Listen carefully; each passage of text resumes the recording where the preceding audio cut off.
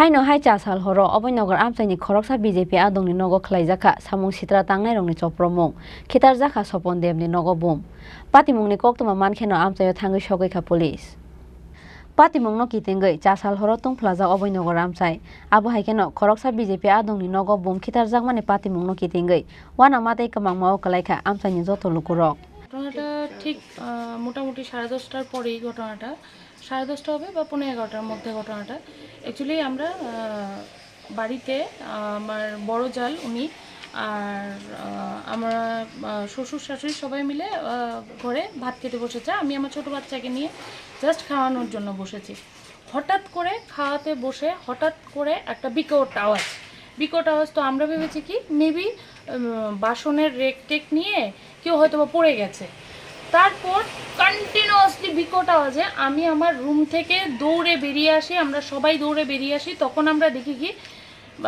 এখানে প্রথমে একটা ডিল ছোড়া হয়েছে তো এখানে যে কাঠ ছিল সব ভেঙে ওইখানে তো আমরা তো বুঝতে পারছিলাম না তো আমার হাজব্যান্ড অলরেডি জিজ্ঞেস করে কে তো তখন যারাই বাইরে ছিল মানে স্ল্যাং ল্যাঙ্গুয়েজ ইউজ করে গালাগাল করছিল না হলেও 10 থেকে 12 জন ছেলে হবে যারা এই দরজাটাকে ভাঙার জন্য প্রচণ্ড চেষ্টা করছিল এর মধ্যে এই যে ছোট ওরা দুইজন দেখেছে একটা বড় তরোয়াল দেখেছো এদিকে আসো বড় হ্যাঁ বড় তরোয়ালের মতো কিছু একটা যেটা এই দরজাটার মধ্যে ঢুকানো হয় অশ্লীল ভাষা দিয়ে ওরা এমন ভাবে ধাক্কাচ্ছে গালাগাল আর আমরা তো ভয়ে মানে এরকম অবস্থা মানে আমরা বুঝতে পারছি না এর মধ্যে আমরা মানে আমাদের দেখার মধ্যে এটাই আমাদের অপরাধ হয়েছে আর বিজেপি করেছি তাই আমাদের অপরাধ হয়েছে আমাদের অপরাধটা কি এটাই তো বুঝতে পারছি না ব্যাপার হয়েছে কি আজকে আমরা ছোট দুটো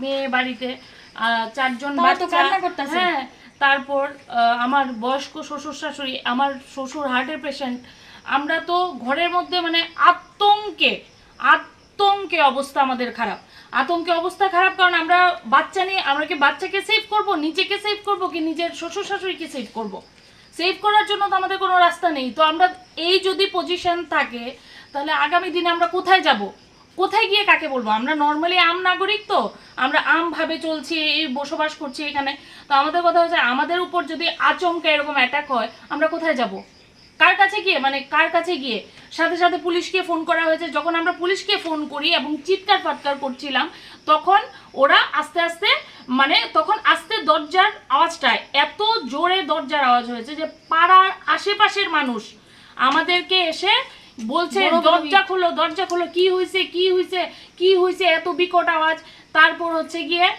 এটা ফায়ারিং হয়েছে কি বোম ফেলা হয়েছে সেটা জানি না কিন্তু এখানে পুরো লাইটে ভরে গেছিল এইখানে আজকে এই স্ট্রিট লাইট 3টে স্ট্রিট লাইট পুরো বন্ধ এখান থেকে পরে স্ট্রিট লাইটগুলো আছে এখানে কোনো স্ট্রিট লাইট ছিল না তো 10:30টার সময় তো নর্মালি মানুষ খেয়ে দিয়ে কি করবে খাওয়া দাওয়ার প্রস্তুতি থাকে আমরা এর মধ্যে আজকে উদয়পুর গিয়েছিলাম উদয়পুর থেকে আসার পরে আমরা সবাই টায়ার্ড আমরা ঘরে মানে এটা আপনাকে আমি বুঝিয়ে বলতে পারবো না যে কি অবস্থা ছিল এর মধ্যে বাচ্চারা কাঁদতে অবস্থা কাহিল পুলিশকে ফোন করা হয় কিছুক্ষণ পরে পুলিশ আসে আমার বড় ভাসুর আসে ওদের সাথে ছেলেরা আসে তারপর পাড়ার লোক ওদের পেছনে ধাওয়া করে ওরা যে কি বলেছে কার নাম বলেছে মানে একজনকে মনে হয় পেছন থেকে ধরতে পেরেছে কি বলেছে বা কি জানি না কিন্তু যেটা হয়েছে আমাদের নর্মাল কথা হচ্ছে কি আমরা একটা আম নাগরিক হিসাবে আমরা কোনো পার্টি বিজেপি পার্টি অন্য কোনো পার্টি সেটা জানি না আমরা তো ঘরের মধ্যে নিজেদের ফ্যামিলিকে নিয়ে থাকি বাচ্চা বুড়া শ্বশুর শাশুড়ি আমার মা ওখানে আছে তো এরকম যদি হয় আজকে যদি ভাগ্যিস আজকে যদি দরজার কড়াটা না লাগানো থাকতো আজকে হয়তোবা ঘরের মধ্যে অন্য কোনো পুলিশ এসে দেখতো যে এখানে মানে অবস্থা শেষ যারা বড়রা ছিল ওদেরকে তো অ্যাটাক হতোই বাচ্চারা তো আমাদের সাথে এত চিৎকারে ওরা বয়ে 8 ঘন্টা 1 ঘন্টা সময় কান্না করেছে কি হয়েছে আমার বাবারে নিমাইরা লাই আমার মারে নিমাইরা লাই আমার মারে তো গুলি করে লাইব ছোট মা আমার মারে আমি কই থেকে পামু তো আমি সেই বাচ্চাটাকে কি বুঝাই যে গুলি কি ওরা কি বুঝে যে গুলি কি ওরা শুনতে পেরেছে ওরা দেখতে পেরেছে নিজের চোখে ছোট বাচ্চা ওদেরকে শেখানোর মতো তো কিছু নেই তো ওর কথার জবাবটা আমি আজকে দিতে চাই, মানে দিতেই পারিনি। যে আমাকে যখন জিজ্ঞেস করেছে ছোট মা, মাকে ডাকো, মাকে যদি গুলি করে ফেলে, মাকে তো আর পাবো না, মাকে, মানে এত কান্না। তো আমি ওই বাচ্চাটাকে কি জবাব দিই? আজকে যদি এরকম কিছু অঘটন ঘটতো, তাহলে এই বাচ্চাগুলিকে কে কি জবাব দিত? যে ওর মা কোথায়, ওর ঠাম্মা কোথায়, ওর দাদু কোথায়, ওর কাকা কোথায়, ওর ছোট মা কোথায়? বাড়িতে আসলাম, বাড়িতে থাকাকালীন আমরা এই পুরান যে যুব মোর্চার প্রেসিডেন্ট অরিন্দমে আমার ফোন করছে, ফোন করে কইতেছে কয়েকজন রে আমরা একটা ছোটো বাইরে মারছে। তা আমি বলছি কেডা মারছে? কয়েকজন মারছে, চলো একটু থানাত গিয়ে এফআইআর করি। তো থানাত গিয়ে এফআইআর করতাম, গেছিলাম ছোটো বাইরে লইয়া। সেটা রাস্তার মধ্যে 20-25 জন পোলাপাইন, ঠিক আছে, হেলমেট পরে রাখছে। এরপরে 20-25 জন পোলাপাইন মিললা দিছে দৌড়ানি, আমারে দৌড়ানি দিছে। এটার মধ্যে আমি একজনকে চিনছি, এর নাম হলো প্রশান্ত পাল, আমরা অভয়নগর বাড়ি। এরপরে আসিল অমরজিৎ ধানুক, ঠিক আছে, এই যে রাধানগর কলোনির না বাড়ি, রাধানগর না সরি, হের বাড়িটা হইল দিকে কি জানি কয়, ওই যে ময়লা খোলার দিকে, ঠিক আছে, হ্যাঁ আসিল। এরপরে হঠাৎ করে আমার বাইক থেকে হঠাৎ করে আমি রাস্তাত হঠাৎ করে আমার মা ফোন করছে।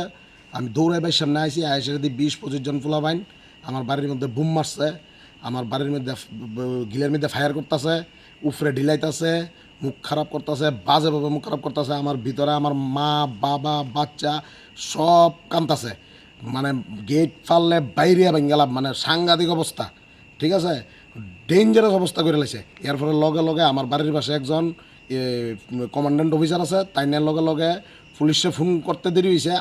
আমি তো দৌড়ায় ভেগে গেছি এই জায়গাটার থেকে। এরপর পুলিশে ফোন করতে দেরি হয়েছে, এরপরে তারা ফট করে আনতে ভেগে গেছে।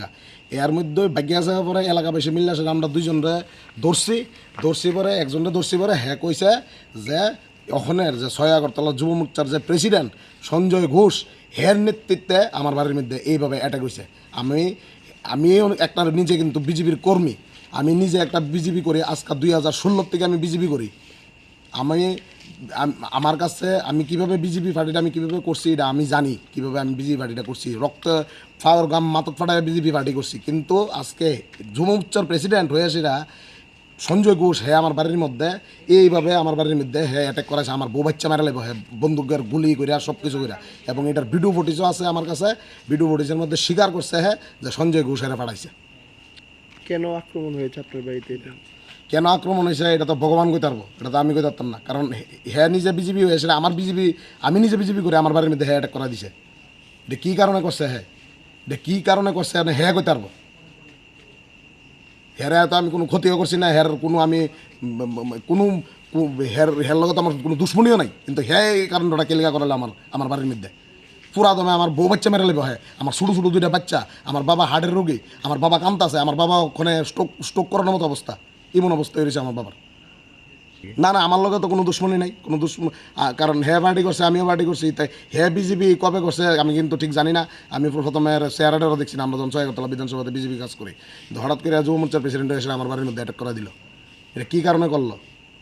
আমরা লগে যে আগে যুব মোর্চার প্রেসিডেন্ট অরিন্দম আসিল, অরিন্দম তো আমাদের বুকের মধ্যে, অরিন্দম তো আমাদের সবসময় খবর লইতো বাড়ির ভিতরে আমার মা বাবা কেমন আছে, আমার যদি ওষুধ লাগছে ওষুধ বন্ধ আমার কিনা দিছে অরিন্দম চক্রবর্তী। কিন্তু হ্যাঁ কে লিগে এই কাণ্ডটা করাইলো? অরিন্দমের মতো একটা ছেলে হইতে পারে না। হ্যাঁ নতুন যুব মোর্চার প্রেসিডেন্ট হয়েছে, আমার বাড়ির মধ্যে গুলি বুম, মানে মানুষ মেরে লেবে, হয় আমার বাড়ি ঘর সব কিছু ভেঙে মেরে লেবে আমার, এমন অবস্থা করাইছে। এটা কি দেশে আইন নাই নাকি তা আমি তো কিচ্ছু বুঝলাম না। আহত কেউ হয়েছে না, গেটের মধ্যে গুলি করছে, গেটের মধ্যে পুরা স্পার্ক করছে এবং পাড়া প্রতিবেশী এটা সাক্ষী আছে। আমি আমাদের রাজ্যের যে আমাদের মুখ্যমন্ত্রী আছে ডক্টর মানিক সাহা, ওনার কাছে ন্যায্য বিচার চাই। এটার ন্যায্য বিচার আমি চাই যে কেন আমার বাড়ির মধ্যে কেন অ্যাটাক করা হইলো এইভাবে অ্যাটাক, মানে আমার বউ বাচ্চা সব মেরে লাগবে। আপনি আমার বাড়ি তো দেখবেন তো কি অবস্থা করছে আমার বাড়ি গিয়া সেটা। আমার নাম স্বস্তিক দেব। আপনার নাম? স্বস্তিক দেব, বাড়ি উজান অভয়নগর। ব্যুরো রিপোর্ট, চিনি খোরাং।